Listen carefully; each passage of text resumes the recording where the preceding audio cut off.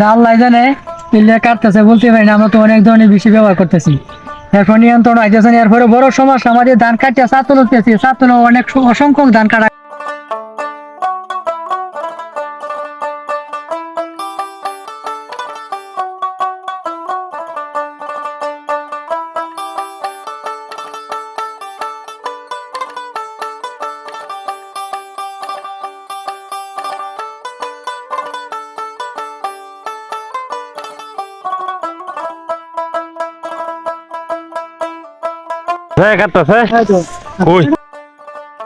আচ্ছা এই দানটা এই সিটার মধ্যে আমার দেখেন কাটা নেই, আচ্ছা কাটা নেই।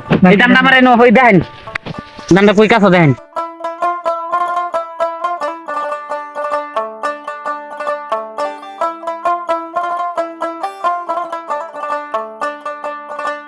এই যে বন্ধে যে এত পরিমাণে কিরা ধান কাটতেছে, হ্যাঁ এই ধানের কটা জায়গায় ফালাইতেছে কি কারণে, কি সমস্যা?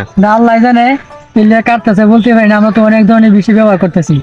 এখন নিয়ন্ত্রণ আইতেছে না, এরপরে বড় সমস্যা আমাদের ধান কাটিয়ে চাতুল উঠতেছি, চাতুল অনেক অসংখ্য ধান কাটতেছে, চাতুলও কাটতেছে। এখন আমরা কি বীজ প্রয়োগ করলে এটা সমাধান পাই? আমাদের ধান কাটিয়ে চাতুল উঠে দিছি, এরপরে অসংখ্য পরিমাণ ধান কাটতে ফেলা যাচ্ছে, সিজা কাটতেছে খালি। এখন কোন কীটনাশক ব্যবহার করলে আমরা এই সমাধান পাইম, এই বিষয়ে ইনবক্সে আমাদের জানাই দিন। তো হ্যালো গাইস, আসসালামু আলাইকুম। সবাই তো শুনছেন যে কি পরিস্থিতির সম্মুখীন হয়েছে কৃষকরা।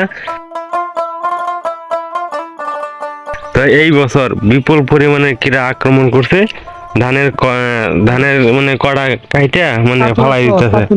এই যে চাতুলের মাঝখানে, এই চাতুলের মাঝখানেও ধান কাটতেছে কিরা, ঠিক আছে? এই যে এখানে দেখলেও মানে অনেক কিরার কাটা কড়া পাওয়া যাবে,